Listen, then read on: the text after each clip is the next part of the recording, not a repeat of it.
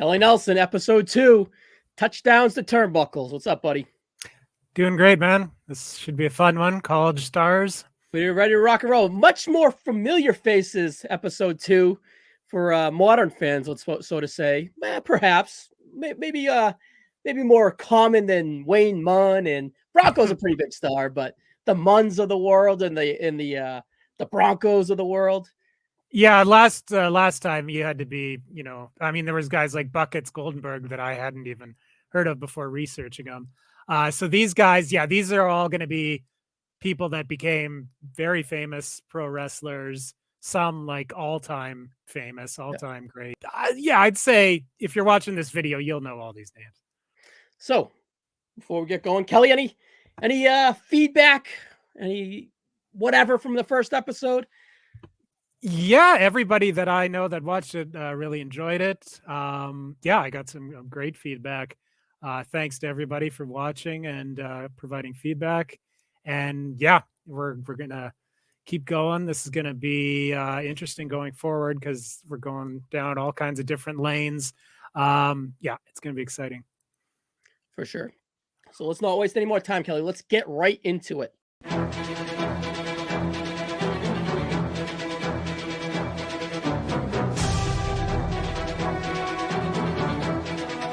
All right, Kelly, the first guy we got here is Verne Gagne. Tell us a little bit about Verne.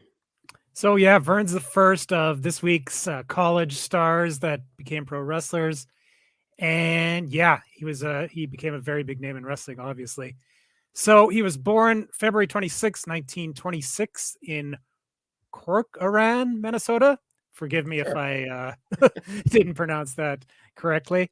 And he went in, he was an all-state player in football in high school. So he was, big into football right away.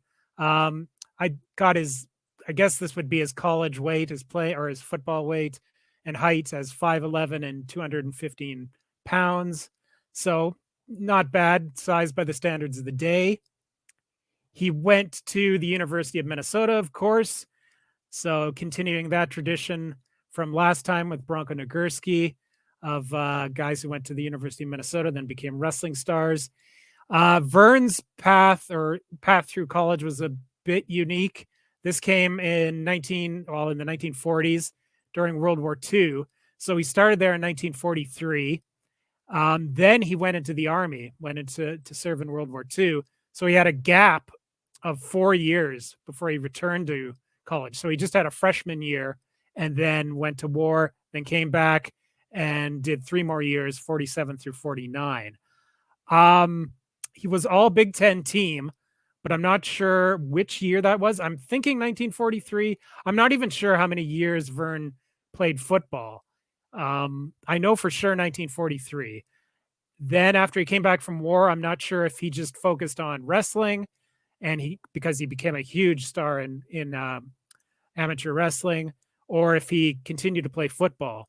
But anyway, this was the one pick of Verne from football that I could find. Saint Verne with the halo around him here for the University of Minnesota.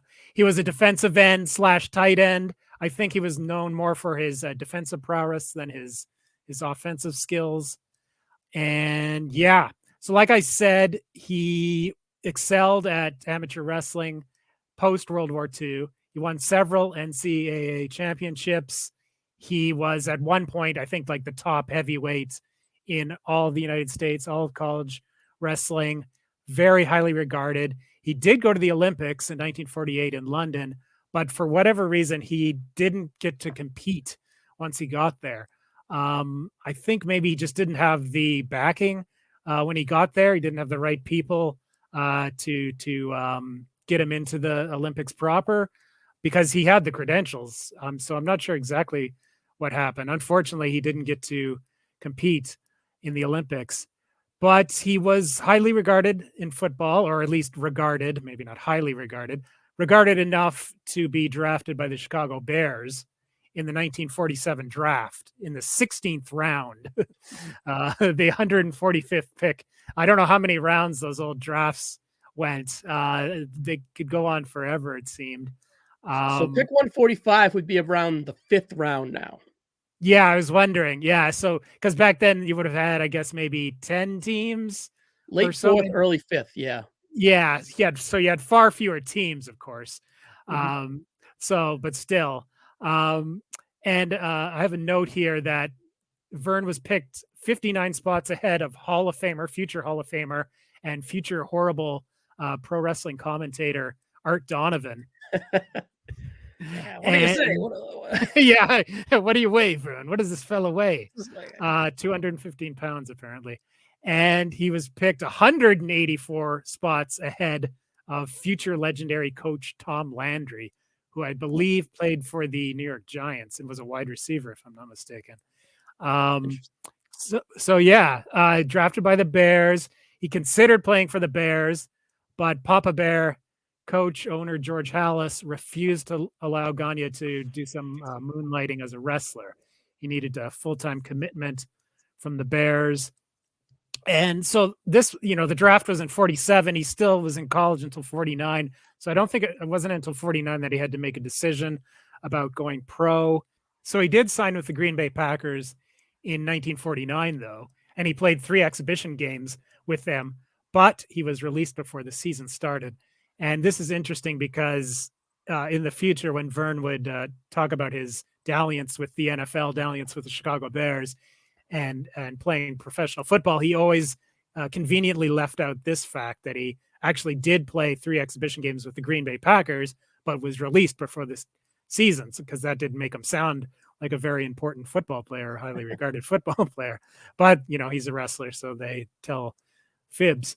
And apparently he was later offered $5,000 a year to play for the San Francisco 49ers, but he declined. I think this was 52 or 51, around there. And $5,000 a year was pretty good money at the time. The NFL was still struggling for relevancy, but by this point, Gagne was making way more a year as a wrestler. And that was it for Verne as far as football went. So, yeah, that was the end of Verne in football. Of course, he went on to a major career in wrestling from 1949 to the 1980s. He at one point in the 50s was like second only to Lou Thez as far as like the top serious wrestlers went. He was quite a draw in different places, of course, big in Minnesota. And then he would promote in Minnesota, form the AWA in 1960, and didn't look back from there on out. And yeah, he died April 27th, 2015. So yeah, Verne, a notable dalliance with football, but of course a way longer dalliance with pro wrestling. Yeah, that was a sad end to his life. The Yeah. dementia and all. That 2015 spring summer was kind of Right. unfortunate with Verne, Dusty, and Rowdy, right? Piper. Back.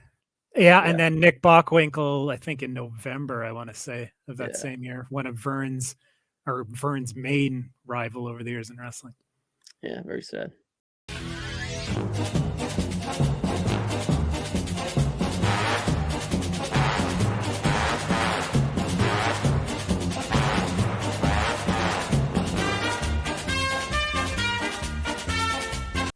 All right, Kelly, next up we got Bill Watts here. Yeah, the Cowboy. So Bill Watts was born May 5th, 1939 in Oklahoma City, Oklahoma. And he was listed at 6'2", 230 pounds as a football player. So Watts, I mean, he was a notable tough guy, loved football players as a wrestler, loved to bring them in. As a football player himself, well, he went to the University of Oklahoma, which in the 50s and all the way to today, of course, it's a prestigious college to play at.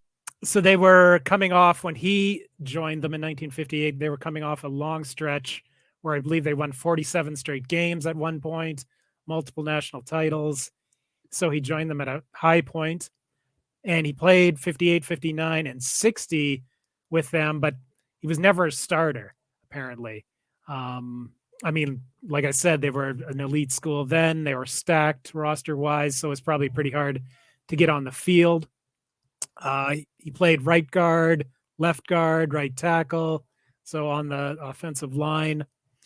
And he was teammates with Wahoo McDaniel at the University of Oklahoma. And it was Wahoo who introduced him to wrestling. And this started, his path towards a huge career as a pro wrestling star. Because Wahoo, who was a star player at Oklahoma, went into pro football, but also started wrestling professionally in the 60s quite early and would become a huge star himself.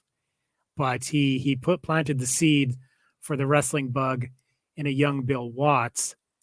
So after Oklahoma, Watts did try to catch on with a professional league of he tried with very different or very few different professional leagues, starting with the Houston Oilers in 1961, who were just brand new at that time, only in their second year in the from the AFL.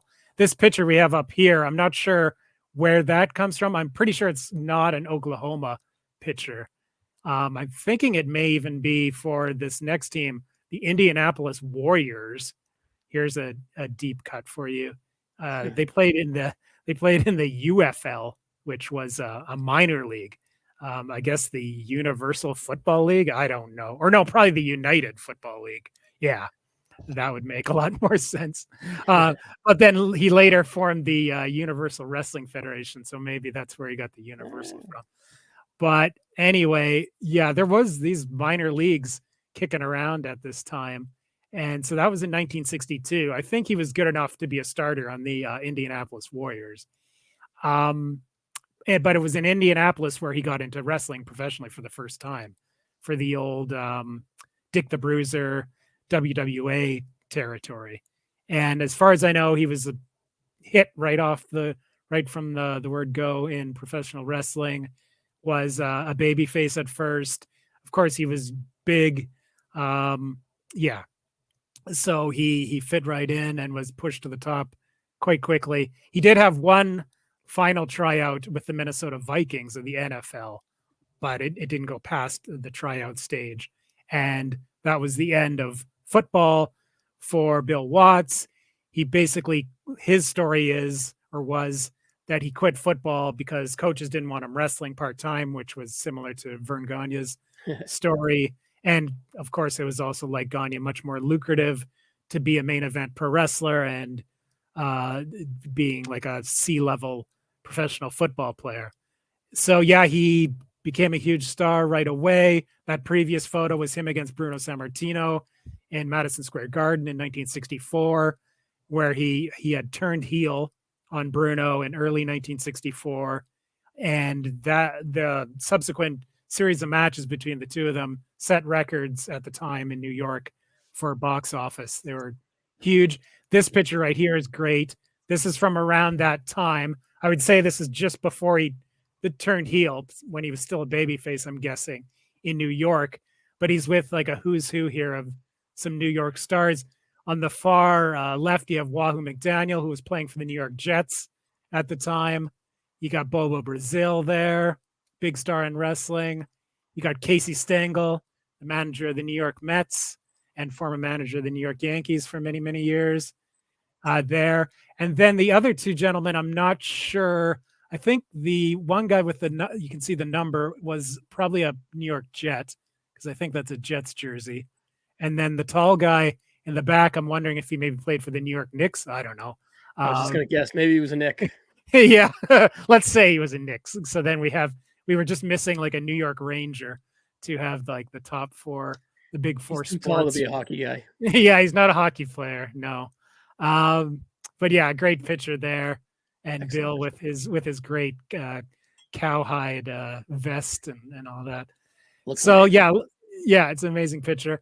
So like I said, yeah, he became quickly a major star in wrestling in every territory that he went to for years and years, north and south, all over.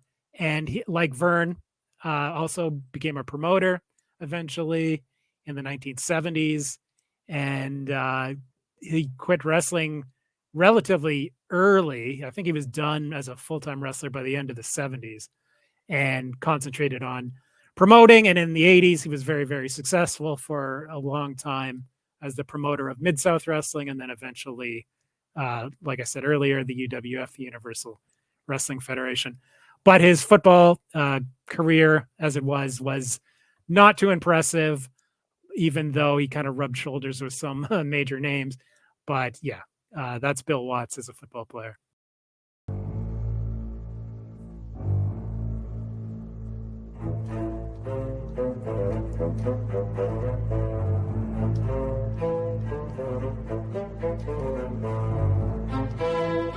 Kelly, next is a wonderful wrestler. Tell us all about him. Yes, Paul, Mr. Wonderful Orndorff. He was born October 29th, 1949 in Winchester, Virginia. He was listed as 6 feet, 230 pounds as a football player. And he had an interesting football career, and I'll get into it here. So he went to the University of Tampa from 1971 to 1972, I think just 2 years, but it could have been earlier. A lot of the info on these guys for their football records is tough to find. There he is, number 40. He was a fullback for the first part of his college days, and then he was moved to tight end for his last year. He was known as the Brandon Bull and was quite well known as a high school athlete in track and in football. Brandon is apparently part of the Tampa area, so that's where that comes from. So he grew up in Tampa, went to the University of Tampa. Tampa, they were the Spartans, and they had just moved up to Division 1A, I think in like the mid 60s. They had been in either 1AA or Division 2 prior to that. So they were relatively new to the top level of college football when Orndorff went there. But they actually had a pretty good success in Division 1 at the top level very quickly. Almost, well, as it turns out, it was too quickly. They were victims of their own success, but I'll get into that in a second. Orndorff was a pretty good player as far as I can tell as a fullback. He had a big game in the one, I believe it was the only bowl game that the University of Tampa played in. It was the Tangerine Bowl. And it was a game against Kent State University in 1972. And they won that game. Orndorff scored 2 touchdowns in it. And the 72 Tampa Spartans team went 10-2 and actually featured the 1973 first overall draft pick, defensive end John Matuszek on the team. The Twos. I believe he was drafted by the Houston Oilers, but he became famous playing for the Oakland Raiders later on and was known as quite a character and died young, much like a lot of wrestlers, unfortunately, do. He sort of had that wrestler party lifestyle, as far as I know, as a football player. So it shows you that Tampa was, not a bad place to play football at the time if they had the first overall pick, but it was a quick downfall for the University of Tampa. Basically what happened is they became so successful that they were forced to keep up, to put more money into the football program. And the university just didn't have enough money to keep them going at that high level. So I think by the mid 70s, the program was eliminated completely, which is crazy. It was like a meteoric rise. They went from Division 2 to Division 1 and then had some success. And then a couple of years later, it was all over because they just couldn't keep going at that level. It's crazy. Orndorff, though, was drafted by the New Orleans Saints in this time, the 12th round of the 1973 draft. And that was the 289th pick that year. So pretty much that must have been getting near the ball. I think 12 was the limit. I don't think the NFL ever had more than 12 rounds, maybe in the very early days. But I think by this point, 12 was the last round. I don't know if he was Mr. Irrelevant or not. Probably not if it was an odd number pick. But yeah, near the end, he did sign with the Saints. And there's a picture coming up here of him signing his contract with the Saints. And he played just on the off-season / practice squad for them in 1973. And didn't play in any exhibition games, or I guess he maybe played in exhibition games, but didn't play any regular season games. And then in 1974, he went up north to the Chicago Bears, and same thing, was on the off-season / practice squad, and then released. And he was still clinging to his dreams of football glory, but this time he was relegated to going to the new and short-lived World Football League, the WFL, in 1975. But he was able to go back to Florida. He was signed by the Jacksonville Bulls of the WFL. The WFL is something I've always wanted to do more research on, because I know it was like at times very fly-by-night, like teams folded mid-season. There was a Toronto team, or there was going to be a Toronto team called the Toronto Northmen, but at the last second they were changed to, I think, like the Miami Southmen or something like that. It was a weird last second change. They signed a bunch of NFL players, like a bunch of Miami Dolphins went to them, and the Dolphins had been back-to-back champs at that time. That it kind of screwed up their attempts at having a three-peat. Did Vincent J. McMahon own the WFL? No, but he could have. At that time, like Vince Jr. was involved, of course, with the Evel Knievel Snake River Canyon fiasco, and also they were both involved with the Muhammad Ali Antonio Inoki boxing match. So they were dabbling in other sports, but no, they didn't get into the XFL joke. Yeah, I know, but it would have been funny if they did get involved in the WFL, because did he sell it to Rocky Johnson? Yeah, history repeating itself. Okay. The Soul Man tried to give it a go, but it folded. Anyway, it was a very short-lived league, and again, Orndorff could only play on the off-season / practice squad, and it was at this time he got into pro wrestling, also in Florida. And the rest is history. He moved up the ranks pretty quickly. In the 80s, he was a very significant wrestling star. One last thing about his athletic career is in 1986, he was inducted into the University of Tampa Athletic Hall of Fame. So he did have that honor. And yeah, like I said, huge star in wrestling in the 1980s. Of course, the big feud with Hulk Hogan, the big heel turn, but he worked all over, was famous for the pile driver, of course. And into the 90s, he had a renaissance with WCW, and big star, and, somewhat of a football star at a certain level.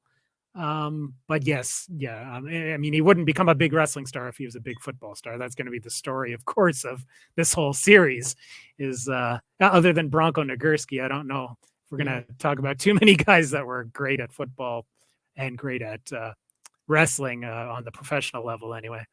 So that's Paul Orndorff. He died July 12th, 2021, not too long ago. Yep. Rest in peace, Paul. We miss him. One of my favorites in the 80s.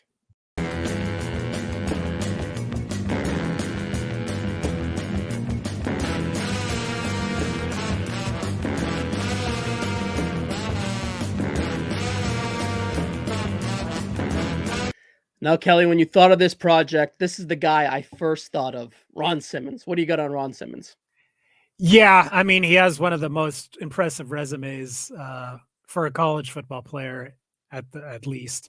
That's for sure. And that's kind of why I had him as the main event guy for this episode, because, of all the guys we talked about, he had the most impressive wrestling or football career. And so he was born May 15th, 1958, Perry, Georgia. He checked in at 6'2", 250 pounds as a football player. And he was a big star at Florida State University in the late 70s. and he went there from 1977 to 1980, and he was on the defensive line / linebacker. But yeah, he was known for his pass rush, for his tackles for loss. He was the master at getting into the backfield. There he is, number 50. He finished 9th in the Heisman voting in 1979, which is nothing to sneeze at. He was a 2-time All-American, 1979, 1980. Florida State at the time was very good. This is kind of forgotten almost that they had this blip of a couple of years in the late 70s, because they're more known for their success in the 80s and 90s. But in 79, they were 11-0 going into the Orange Bowl against Oklahoma. But they actually, I think they got pretty much blown out in that game. They were an independent at that time, so they played teams from all over the country. But I looked at their schedule for 1979. They didn't have too many real top teams on it going into the bowl game, but the Orange Bowl was a major game then. The next year, though, they were arguably even better, even though their record was one game worse. They were 10-2. The previous year, they were, of course, 11-1. Their one loss in the regular season in 1980 was to Miami, University of Miami, Florida, by 1 point. Wow. I think it was 10-9. And Miami was just at this point starting to become a powerhouse. I think they had Jim Kelly as their quarterback at this point. And so they Florida State once again in 1980 made it to the Orange Bowl and once again played Oklahoma in the Orange Bowl, Barry Switzer's Oklahoma.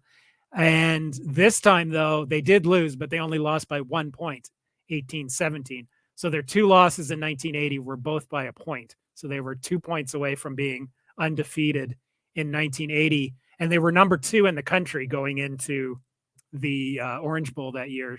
And I think Georgia won and was undefeated. So they wouldn't have, even if they beat Oklahoma, they wouldn't have been number 1 in the final poll, but they would have definitely finished number 2 and been undefeated. So those were 2 very good teams. And Simmons was basically the MVP of those 2 Florida State teams, 79 and 80. A bit more about his Florida State accolades. I guess that's a Freudian slip for his wrestling career right there. His jersey number 50 was retired in 1988 by Florida State. He is a member of the Orange Bowl Hall of Fame because he played in 2, and he's also a member of the College Football Hall of Fame. He was inducted in 2008, so a very prestigious honor for Ron. He did try professional football, but it just didn't work out for him. He was, I guess, maybe undersized for the NFL because he wasn't drafted until the 6th round. You would have thought for someone with his credentials coming out of college, he would have been drafted higher, but he wasn't taken until the 6th round, 160th overall by the Cleveland Browns in the 1981 draft. And like Orndorff, he was only on the offseason / practice squad for the Browns 2 years, 1981 and 1982. But he did play some games, at least, in the CFL in 1981. And that's the picture we're looking at right here for the Ottawa Rough Riders, not to be confused with the Saskatchewan Rough Riders. There is a subtle difference. Ottawa Rough Riders is 2 words. Rough Riders. Saskatchewan Rough Riders is 1 word. And also, for those not in Canada like myself, the Ottawa Rough Riders haven't existed since 1996. But there was a point in the early 90s when there was 8 teams, late 80s, early 90s, 8 teams in the CFL, and 2 of them were the Rough Riders. That was a joke on the old, I think it was the Drew Carey show, not the Drew Carey show, but the show he was on prior to the Drew Carey show where he was a supporting actor. I can't remember it now, what it was called. But anyway, he made that joke. A brief stint with the Ottawa Rough Riders in 1981. And then from 83 to 85, he played for the Tampa Bay Bandits of the USFL and was actually teammates with Lex Luger at that time. And they would eventually feud in WCW. And then that whole story was part of the feud, was that they were teammates in the USFL. Tampa Bay Bandits had One of the cooler looks of a USFL team. Their helmets were really cool with the cowboy with the bandit. And I think it was black and red were their colors. Them and the Houston Gamblers had the best looks for the USFL. But I don't know. I couldn't find, there's not a lot about the USFL out there, or at least I didn't look hard enough. So I wasn't sure, I'm not sure how successful he was, but he did play 3 years with them. So I'm assuming he was a starter there. So he did try for a good 3 years 5 years in 3 different leagues to try and catch on, but it didn't work. And around 1985 was when he got into wrestling, also like Paul Orndorff and also like Lex Luger in Florida. So Florida, the old Florida territory, was definitely good at pumping out former football players and turning them into pro wrestlers. And Simmons, at first, he was, kind of used mostly in tag situations, kind of eased into things for years as a tag team wrestler, of course, with Doom in the early 90s was sort of his peak as a tag team wrestler. But then around 1991, he got his big singles push in WCW, of course, with Lex Luger, like I mentioned. And then in 1992, won the WCW world title, which was a huge moment in WCW history, big time celebration after he won. And then, of course, he had a long off and on career with the WWF/WWE and would be most known for the Damn. And with the Acolytes/APA with Bradshaw. Yep, the Accolades production agency. Yeah. And so back to tag teams, of course. So yeah, most of his success was in tag teams, and we're going to talk about one of his most famous tag team matches later on. So significant star in the 90s in wrestling, but he was a very significant college star at the end of the 70s and the beginning of the 80s. That's Ron Simmons. And that's it for this week for the college stars. I'll run through my references really quick here. Wrestling Data, of course, my go-to source for info. Heroes and Icons and The Heels, both from ECW Press, 2 good books. College and Pro Football Reference. I love those sites. I love all the reference sites. I use them on a daily basis. I used some Bleacher Report for this episode and ProWrestlingStories.com, and of course a bit of Wikipedia. And next time out, Ryan, we're going to continue with college, but this time we'll be looking at one specific college, the famous West Texas State, where they pumped out tons of pro wrestlers over the years, especially in the 1970s. So we'll be talking about that next time. It's going to be hard to pick a 4 out of them. I know. Yeah, I haven't decided yet on the final 4, I don't think. Pressure's on. All right, Kelly. So let's take a quick look at our depth chart here. All right, Kelly. We don't have to worry about our depth chart right here, but we can add some guys to positions here. I started here on the defense with Ron Simmons at defensive tackle. I think that's his most notable position. Yeah. Would you agree with that? Oh, yeah. And it's going to be, he'll be the starter for sure. I don't think anyone's going to bump him going forward. For sure. I thought he played a little linebacker, but I think he's most notable for his Heisman defensive tackle run. And then at the end, we're going to add Verne Gagne here. I'll be curious if Verne sticks it out here at the end, being 5'11", 215 pounds. See if anyone can bump him out of here. Well, we could maybe move him to tight end if need be, because he did play that position too. But I think defensive end was definitely his most important position. All right, for future reference, we'll throw a little tight end right there after him, just like we did here with Bill Watts. I think he's more of a guard, but we already have 2 guards already. So I'm not sure at the end of the day if Bill Watts is going to be a starter for us.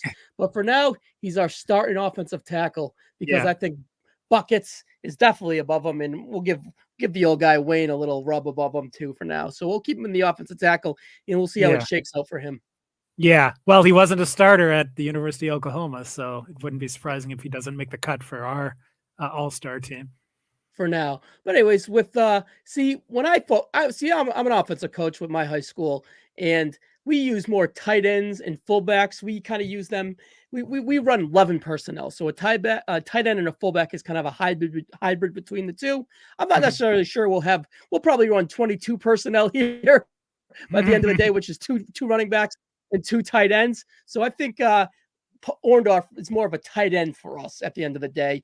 Maybe perhaps move him to fullback at the end of the day, but for now, I think tight end is the best lane for him. Yeah, I mean, we already have Nagurski and Sonnenberg in the backfield, and Orndorff. We need some pass catchers. Orndorff himself wasn't happy about being moved to tight end, for what it's worth. But too bad, Paul. You're playing tight end for us. Yeah, we're gonna have to sit him down. It's gonna have to be 3 conversations with Paul to get it in his head. And at the end of the day, I don't know if we can trust him on the field, but for now, he's our starting tight end, and we'll see how he shakes out here. More notable guys here in the wrestling world, I would think, than actual football players outside of Simmons. Would you agree with that? Yeah, exactly. I mean, that's true. That's a very good point. I think Simmons, even to this day, a lot of people would be like, "Oh, I didn't even know he played or he became a wrestler," because he was so notable as a football player. Yeah, but the other 3 are much known for their wrestling opposed to the football playing. Oh yeah, by far. For sure, but you did a great job running them down. All right, now let's quit telling. While we're here, let's jump over to the match rating list. All right, so last time, just to catch us up, if this is your first episode, Kelly recommended Bronco Nagurski versus Gus Soderberg, a 2 out of 3 falls match for the undisputed world championship on August 3rd, 1938 in Los Angeles, California. 13-minute and 50-second slugfest that I gave 3 1/4 stars, and you gave 3.5. Nagurski versus Londas in a 13-minute slugfest, I gave 3 3/4, and you gave 4 from Pittsburgh, Pennsylvania, a few months later in November 1938. But that's this last time. Now let's jump into the guys we got here. So, Kelly, you were nice enough to go out and ask Pete Schumacher, our friend here on the No So, to give us some match recommendations for these 4 guys to go along with your 4 match recommendations. So, Kelly, do you have any fine words for Pete before we get going here? Well, Pete needs all the positive vibes he can get because he's a big Chicago Bear fan, and they are arguably the worst team in the NFL. Maybe not even arguably at this point. So it sucks for him. But yes, he's a huge wrestling fan. He's the man of 10,000 discs. He's probably got one of the largest libraries of DVDs, wrestling DVDs in the known world, and my longtime partner on Titans of Wrestling and Worldcast. So I reached out to him and asked him a few recommendations for Verne, for Watts, for Ron Simmons, and for Paul Orndorff. So he came up with for Verne a match between Verne Gagne and Billy Robinson from Japan in 1974. It's a match years ago when Verne passed away. Pete, Johnny, and myself, Johnny Sorrow, did a tribute show to Verne, and we reviewed this match on it. I remember liking it a lot. It's a real, strict technical match between 2 guys that wrestled a ton at this point in time. That was a major rivalry in the AWA. But this one was from Japan.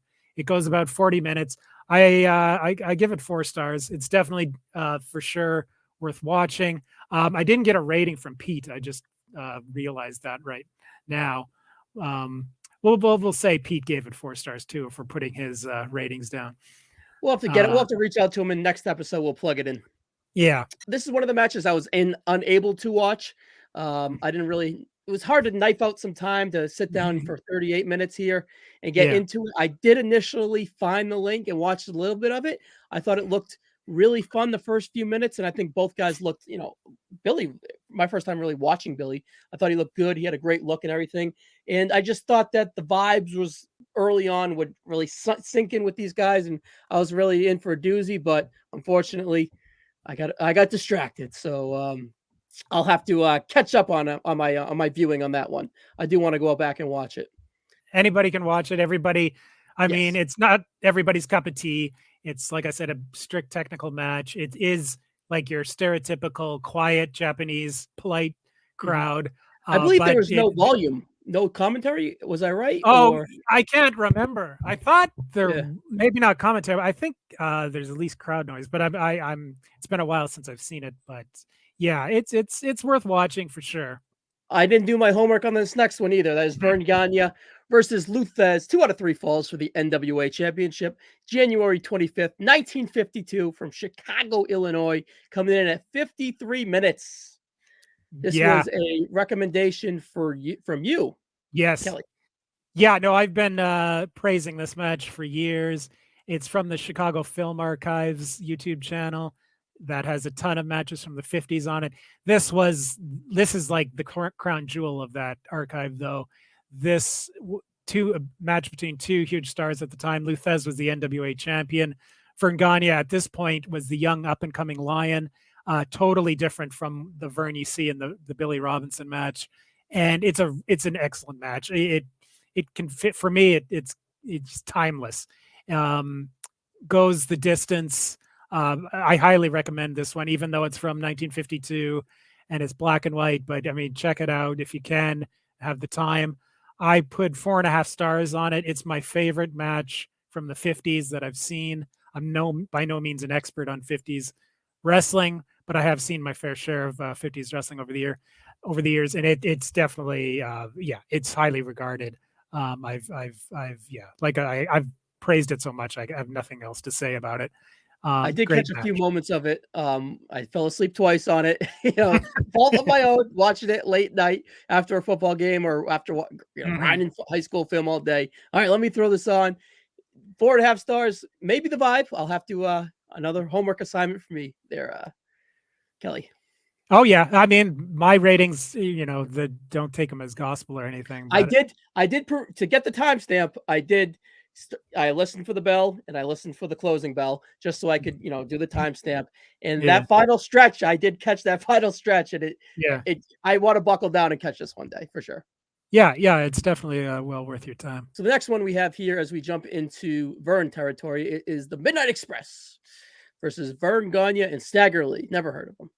All right. Actually, it's Bill Watts and Stagger Lee.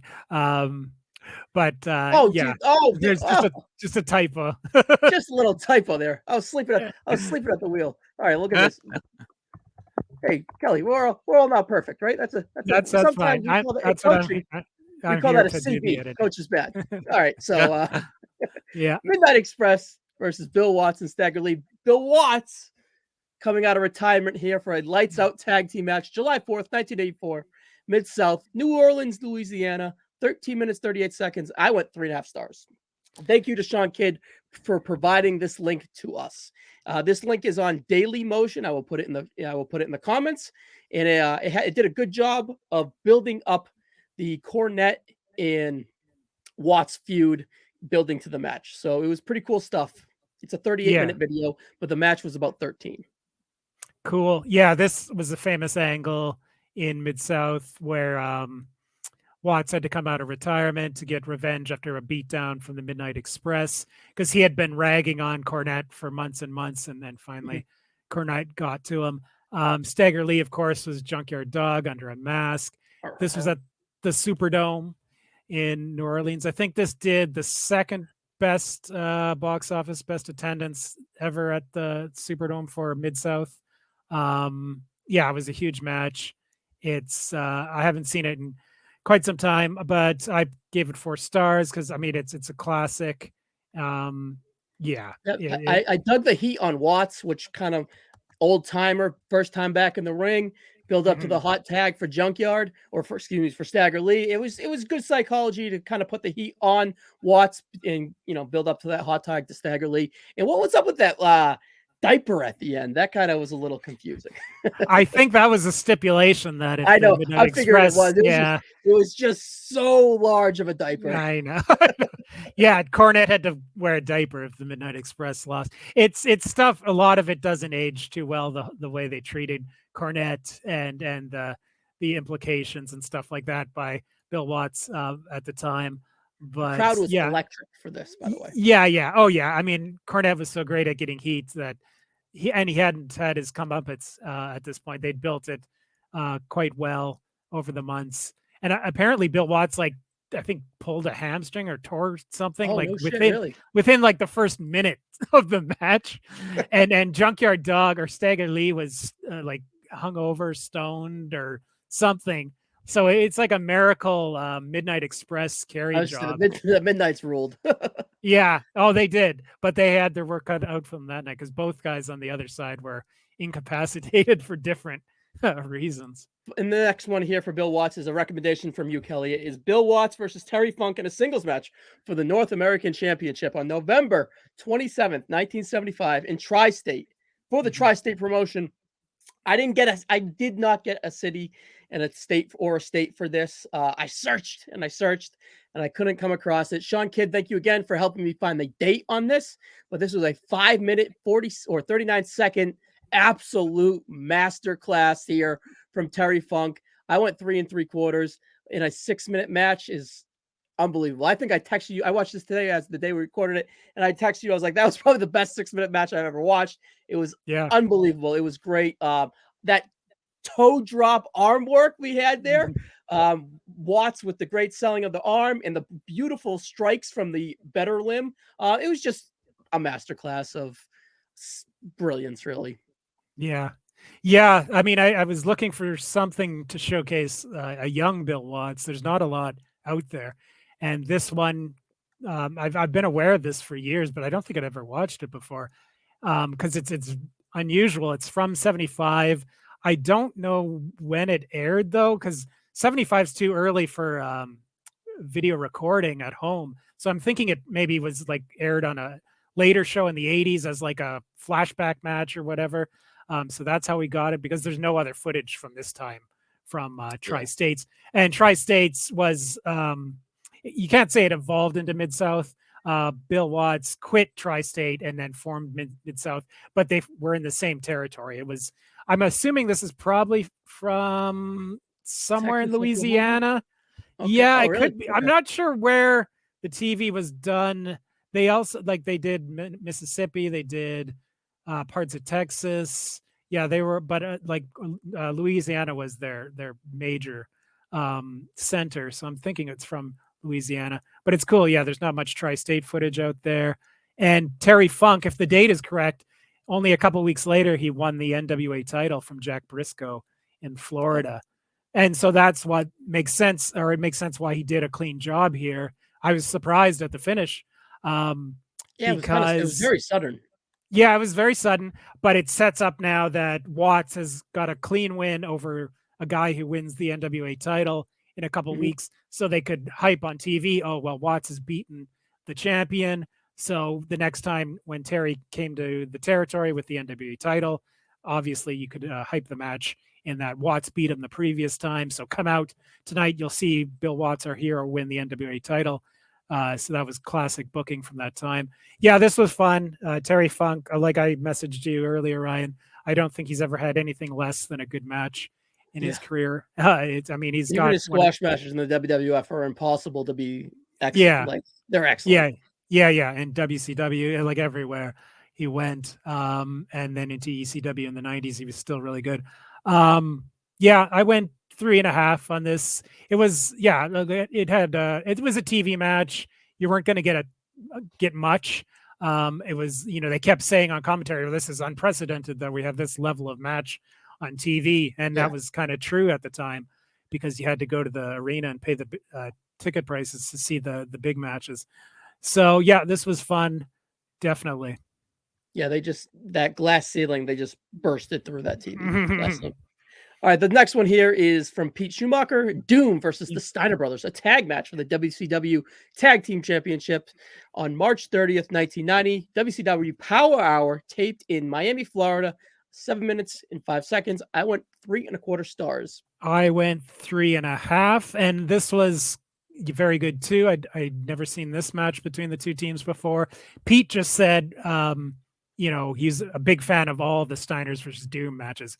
He didn't specify a specific specific one, so I went and looked, and this one seemed like a good choice, and it turned out to be a really good match. Yeah. This was not long after Doom lost their masks to the Steiner brothers, and it was not long before they would beat the Steiner brothers for the tag belts at Capital Combat.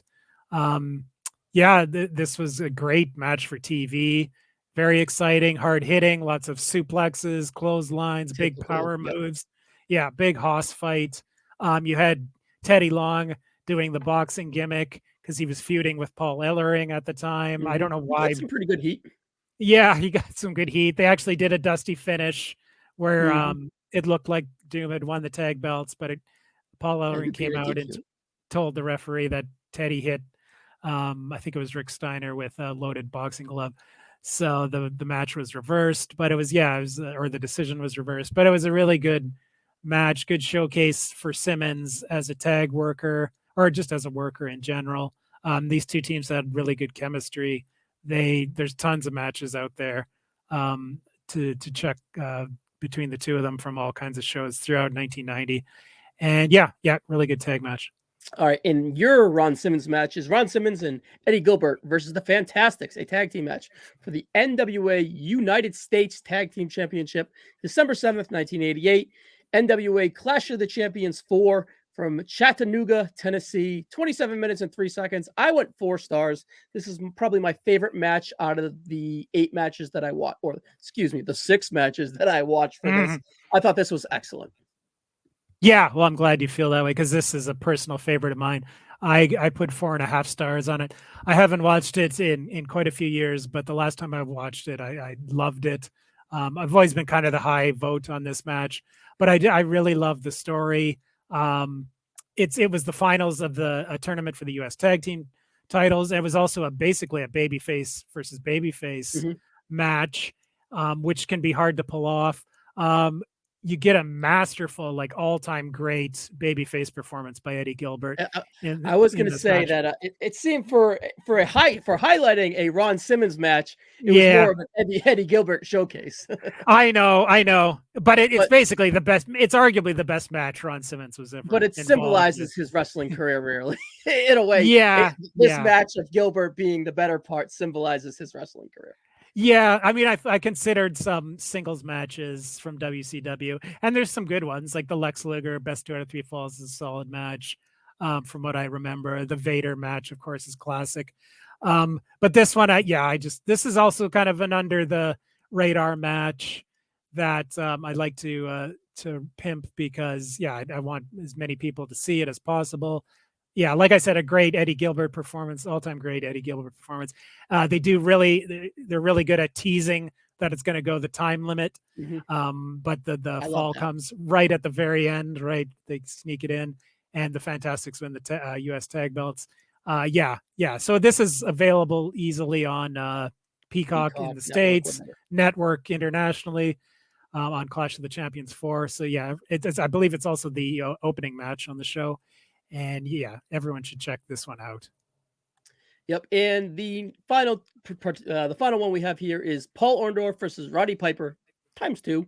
The first one being from New York City, MSG, July 13th, 1985, and 8 minutes and 45 seconds. I went 3 3/4. This is so my wheelhouse. This was an absolute brawl. It was frantic. It was a DQ. This rivalry was not coming to an end, but my God, this heat was massive. The New York City crowd fucking hated Roddy Piper. Was just electric. This is just my wheelhouse of 1985 glory. Yeah, these are great matches. It'd been a while since I saw this one, but I watched it again this morning or earlier this afternoon. They have a ton of matches from 1985, and we got back-to-back matches between them to talk about. A great feud in 1985. Piper was hated, but he was also loved by a lot of people in the crowd too. There was a lot of pro Piper, super heated MSG crowd. I went 3.5 on this one. We're going to be talking about the Philly match next. That one I like a bit better. This one was super fun though. And both of these matches were different, actually. This one had more wrestling to it, where there was actually Orndorff tried for the pin a couple times, whereas in the Philly one, I don't think there was a single pinfall attempt the whole match. But these guys tear it up. They tear it up in Boston. There's a Saturday Night's Main Event match between the two of them, another wild brawl. I think there's others too. And then tag matches. Match with Ace. Yeah, because this one builds to the next month. At MSG, it's Piper and Orton against Orndorff and Andre the Giant for a tag match, which is a really good match from what I remember too. But Orndorff, he was great. as Piper's partner earlier in the year, and then Piper turned on him, and they had this great feud.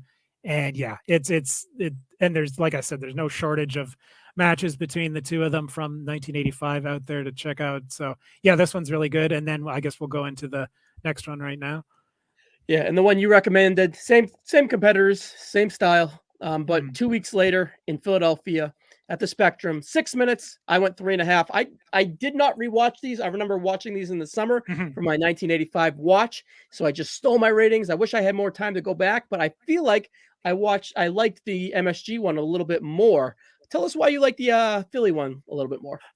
Well, I mean, it's from Philly. That's why I picked it. It's not because that's not what bumped up my my rating for it. But I thought, well, Pete did for this. He did the same as with the Doom and Steiners. He just said, "I love all the Piper Orndorff matches." So I said, excellent. I decided, well, Pete can have the New York one, and I'll have the Philly one. But this one speaks to my tastes as a fan. I'm a blood guy. This one the previous one had blood, but only at the very end, when basically post match, I think, was when Orndorff got busted open in New York. But here, this is Piper, the one where everyone runs out, right? Yes, yeah. This one was a great brawl. Like I said, this one I don't think had a pinfall attempt in it. Piper gets busted open quite early in the match and is bleeding really good. It's the Philly crowd, so they're just legendary for their bloodlust, and they're going crazy. We get weapons used on the outside, chairs and like a microphone at one point. And then the Joey Morella is like one of the stars of the match. He takes an awesome bump, getting pitched over the top rope by Piper at one point, and it takes multiple bumps in the match. That's the end, the disqualification. And then eventually, the dressing room is emptied to stop the brawl, and you get Sweet Hansen, you get Tony Gurria in slacks. The nursing home. Yeah, slacks with no t-shirt, and who else is there? Anyway, it's your usual random assortment of guys, and they keep brawling. Yeah, they keep brawling and getting broken up, and then brawling again. Yeah, this one for me with the blood and just more violence and just a pure brawl.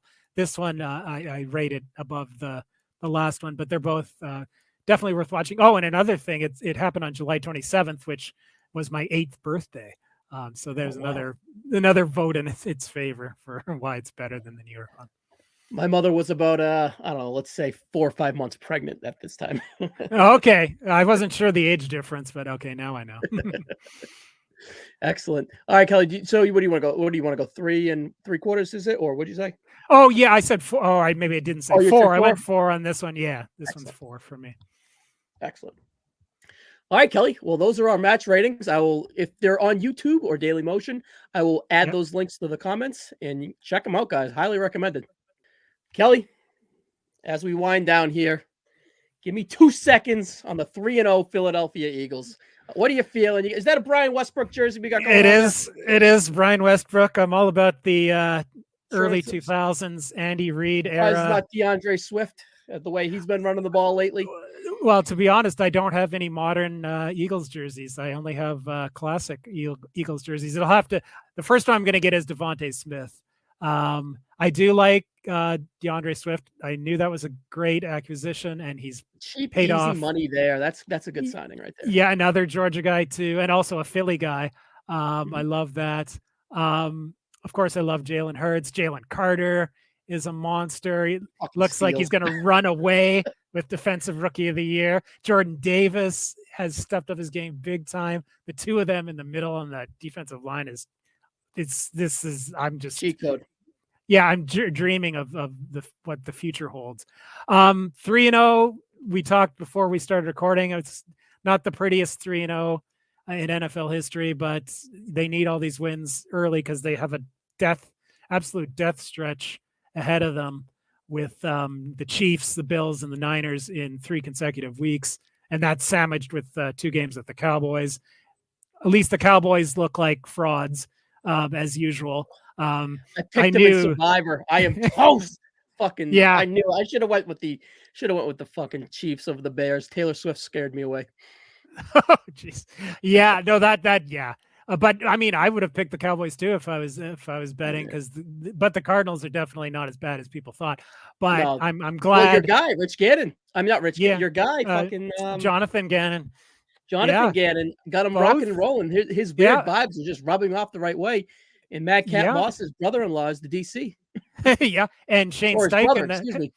Shane Steichen, the head coach of the Indianapolis Colts, was the Eagles' offensive Yep. coordinator last year, and they're doing better than expected too. So it's nice to see the Eagles' coaching tree expanding.